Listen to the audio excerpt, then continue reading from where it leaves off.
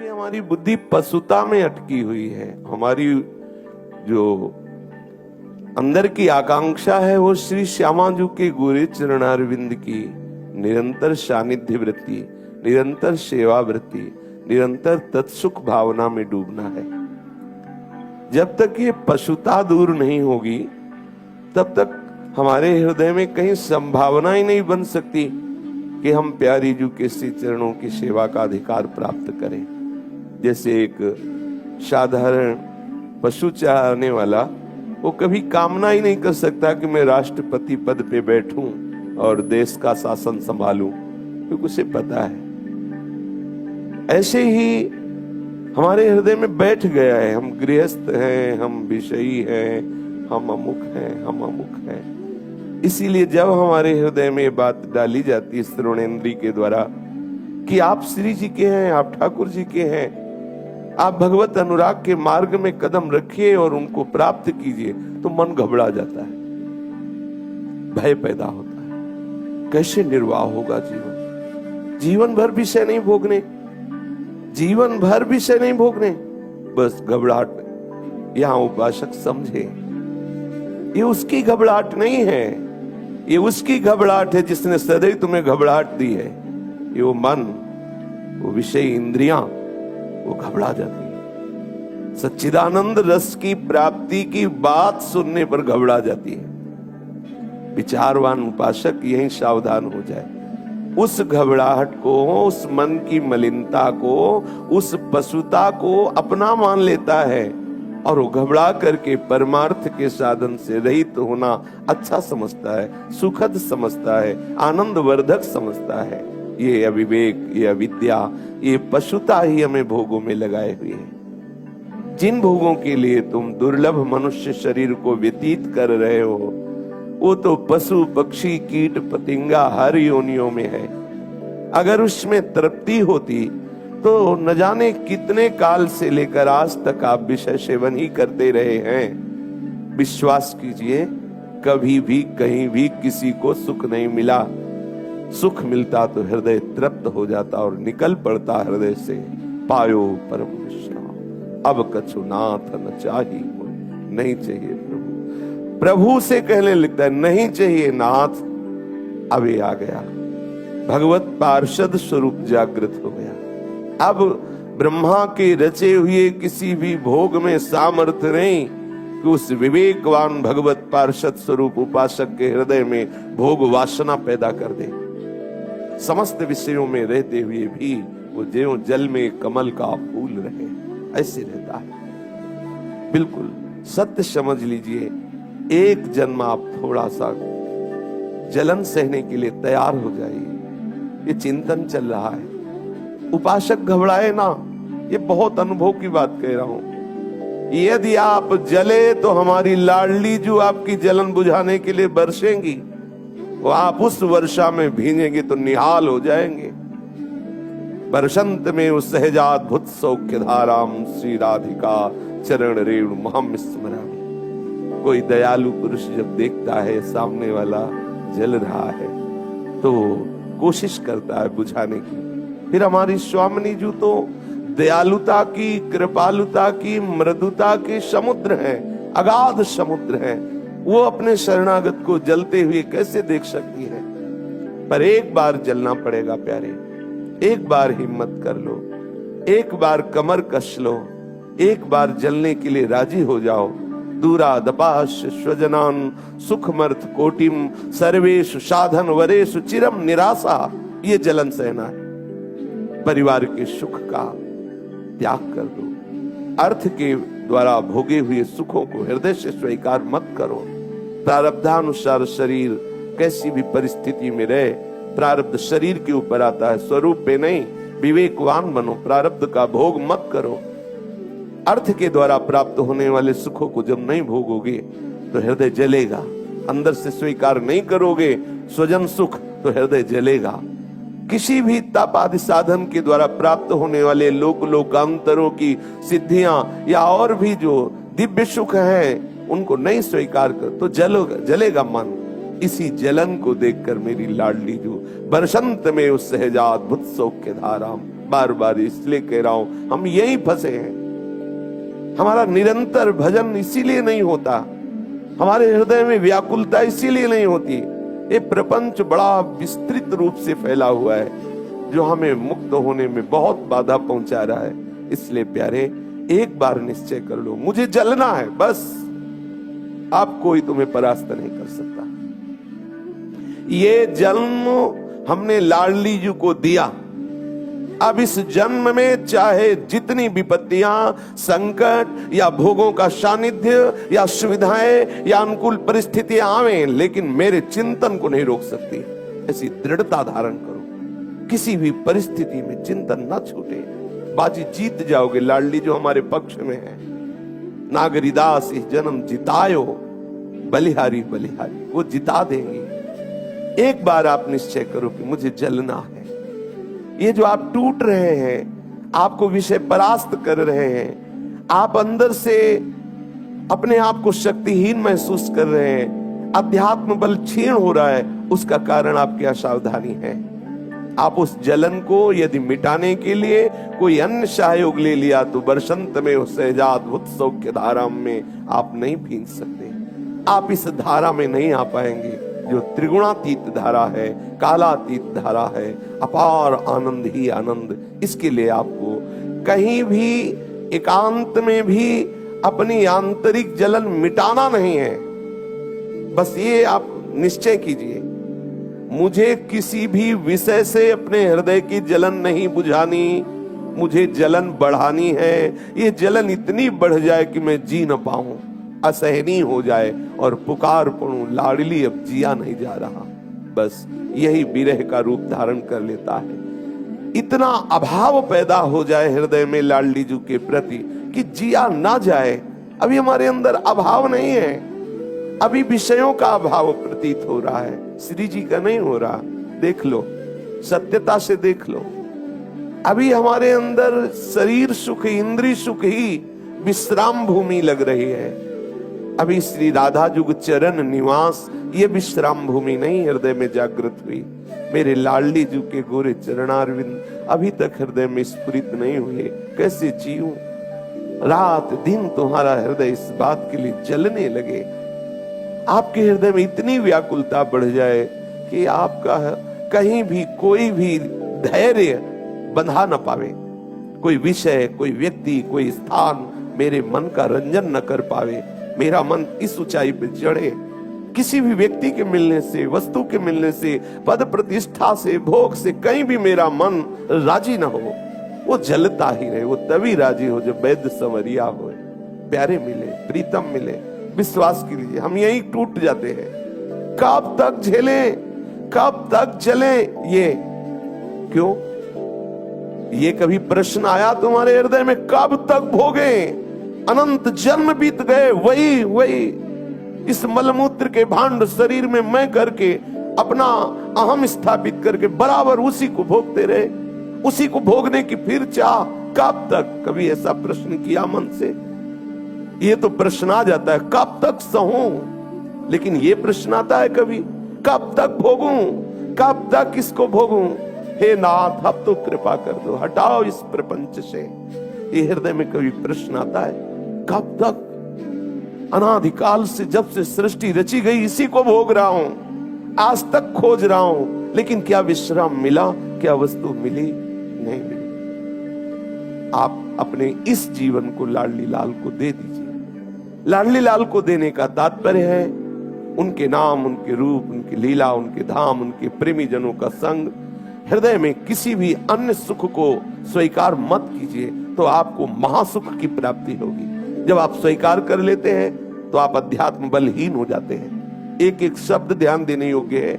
ये जीवन है, जीवन। जहां आपने साइड में एकांत में किसी भी इंद्री के सुख को स्वीकार किया तो आपका वो जो जलन बढ़ी थी वो नीचे दब जाती है। बार बार यही मरण जन्म, बार बार भोग, बार बार यही हमारी प्रक्रिया चल रही। फिर हार करके हम कहते हम इस योग्य नहीं। क्यों? आप इंद्रिय मन को स्वीकार करके ही तो ऐसी दशा को प्राप्त हो रहे हो। आप सावधान हो जाइए। कभी भी साइड से, एकांत में, कभी भी अन्य जगह से आप अपने मन को लगाइए मत, उसको चैन मत लेने दीजिए। यही साधना है, यही सावधानी है। अगर आपने साइड में किसी भी सुख को भोगा तो आपकी जो अंदर जलन बढ़ी थी, वो जो विरह बढ़ने वाला था, जो व्याकुलता बढ़ने, वो बैठ जाएगी।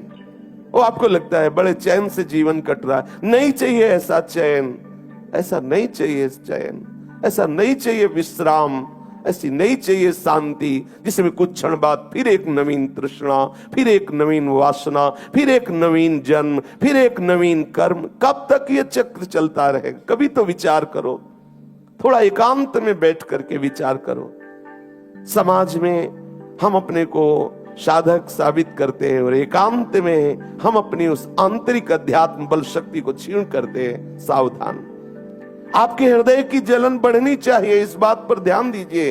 भगवत प्राप्ति के लिए मुझे जलन चाहिए, मुझे प्रतिकूलता चाहिए, मुझे विपरीत परिस्थिति चाहिए, तभी हम अत्यंत वैरागी होकर अंदर से भगवत अनुराग के लिए तभी हमारा हृदय पुकारेगा, हे दीन बंधु, हे अनाथों के नाथ, स्वीकार कर लो, अब जिया नहीं जा रहा। ये बात समझिए, प्रवचन नहीं है, हृदय की बात कह रहा हूं। जब तक आप सुविधाओं का आंतरिक भोग करते रहेंगे तब तक बाहर नाटक चलता रहेगा और आप इनको महत्व देंगे, जमीन को महत्व देंगे, वस्तुओं को महत्व देंगे, पद प्रतिष्ठा प्रणाम नमस्कार, ये क्या स्वाप्निक विषय को महत्व देकर सच्चिदानंद रस से वंचित हो जाएंगे। एक बार हृदय की निष्ठा हो गई, पूरा विश्व आपको परास्त नहीं कर सकता, विश्वास कीजिए।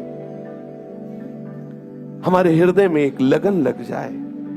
आज के सत्संग की बात गांठ बैठ बांध लीजिए हृदय में कि बाहर से हमें अपने हृदय की जलन नहीं शांत करनी, नहीं स्वीकार करना किसी उस विषय को जिसमें मन राजी हो रहा है। हमें इसे राजी नहीं करना, इसका रंजन नहीं करना, इसका भंजन करना। ये जले, इसने जन्म जन्मांतर से प्रीतम से विमुख किया है, ये जले। ये दुष्ट हमें न जाने कहां कहां भटकाया, न जाने कौन कौन सी कस्में खवाई तोड़ाई, क्या क्या नहीं भ्रष्ट आचरण कराए। इसलिए अब नहीं, अब लो नशानी, अब ना, अब नहीं हो सकता। निश्चय कर लो, तुम्हारे निश्चय में इतनी सामर्थ्य, तुम प्रभु के बच्चे हो, तुम अविनाशी सच्चिदानंद की शक्ति हो। उस पूर्णमदः पूर्णमिदं पूर्णात् पूर्णमुदच्यते पूर्णस्य पूर्णमादाय पूर्णमेवावशिष्यते, उस महापूर्ण शक्ति के तुम अंश हो, अर्थात पूर्ण शक्तिमान तुम भी हो, तुम उसी के बच्चे हो। केवल ध्यान दे दो अपने स्वरूप की तरफ। हम भूल गए इस देह को अपना मान करके। तुम्हारा 4 दिन का जीवन है, गोपाल की लीलाओं का गायन करो, उनके नाम का जप करो, उनके श्री चरण माधुरी का चिंतन करो। ये काल भुजंग फन फफकारे हुए बिल्कुल खड़ा है, पता नहीं किस समय उसका प्रहार हो और ये दिव्य दुर्लभ देह नष्ट हो जाए। दुर्लभो मानुषो देहो, पर ध्यान रखो, फन फकारे हुए बिल्कुल फुंकार रहा है, एक क्षण में डस लेगा। दुर्लभो मानुषो देहो, पर देही नाम क्षण भंगुरा, ये क्षण भंगुर किसी भी समय नष्ट हो सकता है। इसलिए पहले से ही आप तैयार रहो छोड़ने के लिए। ये तुझे छोड़ेगा, अगर तुमने पहले से इसे नहीं छोड़ा शरीर को, तो ये राग तुम्हारे लिए नए नए बंधन तैयार कर देगा। ये तुम्हें जब छोड़ेगा ही, तो अभी क्यों ना तुम छोड़ दो, आप आनंदित हो जाओगे। इसी का राग तुम्हें भगवत विमुख किए हुए है। बहुत सावधानी की जरूरत है। ये जो तुम्हारे हृदय में विषय भोगने का लोभ है, और इसके लिए तुम जो कपट करते हो, कपट बाहर से कुछ और दिखाई देता है और अंदर तुम्हारे कुछ और है, इसे कपट कहते हैं। नहीं, प्रभु को सरल स्वभाव पसंद है। मोहि कपट छल छिद्र न भावा, कपटी मत बनो।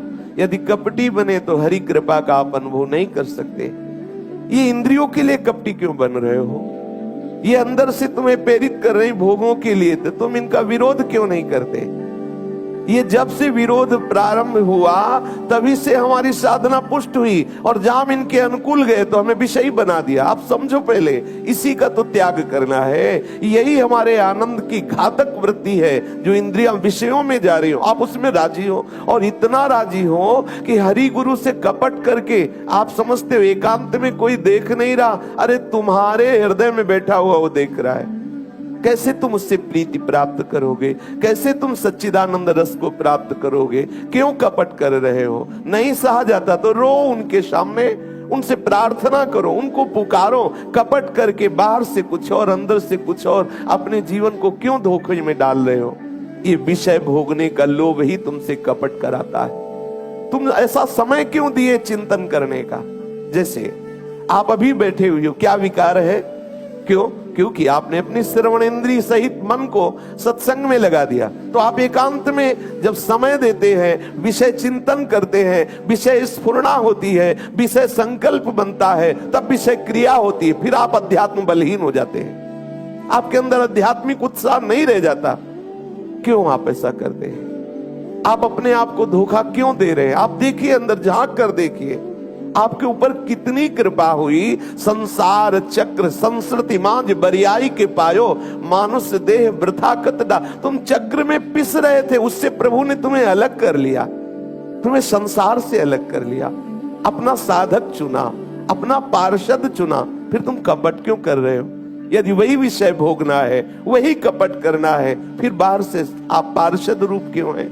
आप भगवत भक्त का बाना धारण किए हुए हैं, भगवत मार्ग के पथिक हैं, आपको प्रभु ने पसंद किया, तो आप इतना सह नहीं सकते? जबकि वो आपको नहीं सहना पड़ रहा, उन दुष्ट इंद्रिय और मन को जलना हो रहा है, जो आपको सदैव जलाते रहे, बांधते रहे, प्रीतम से विमुख। थोड़ा विवेक धारण करो, थोड़ा सा विचार करो। आप इतने तन्मय हो रहे हैं इंद्रिय मन में, जैसा वो प्रेरणा करते वैसा हम करते, हम समझ रहे वो हमें सुखी कर रहे, अरे वो बांध रहे हैं। जैसे हम बिच्छू के डर से सांप के बिल में हाथ डाल दे और वो काट खाए, ऐसे ही हम भोग वासना की जलन को ना सह करके जब भोगते तो उतना विष फैल जाता है। और नवीन संस्कार, पहले बिंदु मात्र आता है, फिर तरंग मात्र होता है, फिर समुद्र हो जाता है, हटाना मुश्किल हो जाता है। इसलिए उपासक सावधान। किसके लिए कपट कर रहे हो?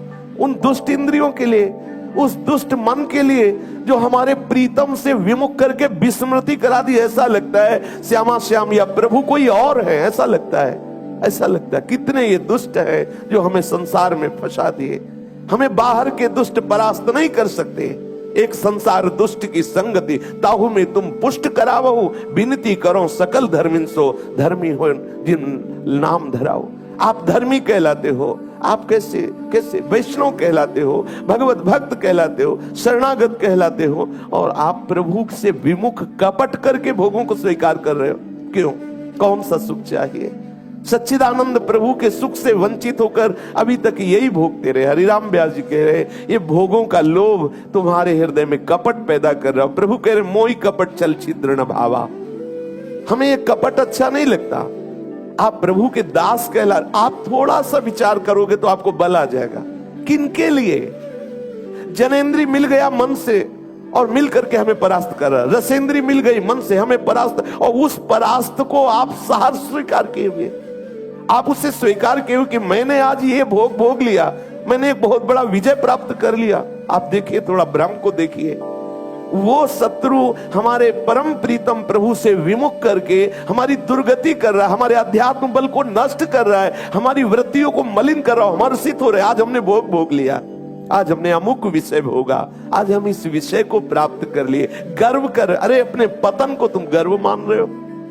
तुम एकांत में अपने प्रीतम के लिए तड़पना रोना छोड़ करके विषय क्रिया कर रहे हो, विषय चेष्टा कर रहे हो। प्यारे समझो, कुछ दिन का जीवन, ये कर्तव्य की फांसी, ये धर्म की फांसी आपको प्रभु से विमुख की, समझो पहले। इसीलिए प्रभु कहते हैं सर्वधर्मान परित्यज्य, स्वयं आदेश कर रहे, महारस की प्राप्ति के लिए तुम्हारा जन्म हुआ है। प्रभु ने कृपा, ये कपट छोड़ो। हमें श्रीधाम वृंदावन में वास करते हुए भी प्रेमानंद का अनुभव इसीलिए नहीं हो रहा, हम कपट कर रहे हैं। बाहर से कुछ और है, अंदर से और है। क्यों? क्या सर्वंतर्यामी सर्वशक्तिमान सर्वत्र विराजमान प्रीतम नहीं देख रहा? उससे कपट क्यों कर रहे हैं? आप उस समय रोइए, आपको नहीं सहा जा रहा, ये आपको इंद्रियां परास्त करें, आप प्रभु से प्रार्थना कीजिए। उल्टा होता है, हम प्रार्थना और रोने की जगह और कपट करके उनको हृदय में इतना छुपा के रखते हैं। अगर गुरुजन पूछे भी कि क्या आपके द्वारा ऐसी त्रुटि हो रही, आप बिल्कुल साफ मना कर देते, नहीं। क्यों? ऐसे दुष्ट चोरों को जो हमारे आध्यात्मिक संपत्ति को लूट रहे हैं, हमारी श्वासों को जो बहुत ही कीमती है, हमारे समय को जो बहुत अमूल्य है, उसको नष्ट कर रहे हैं, ऐसे हम ठगों को, चोरों को इतनी सुरक्षा से छुपाए हुए अरे हमको इनकी पोल खोल देनी चाहिए, ये हमें नष्ट कर रहे हैं, देखो देखो मुझे बचाओ, कोई बचाओ, गुरुदेव बचाओ, इष्ट बचाओ मुझे, देखो ये बेईमान हमें परास्त कर रहे हैं। लेकिन ऐसा नहीं होता, हम ईमानदारी बाहर प्रस्तुत करते हैं कि ये बहुत हम सही चल रहे हैं, आप इन चोरों का साथ देकर नष्ट हो जाएंगे। कपट मत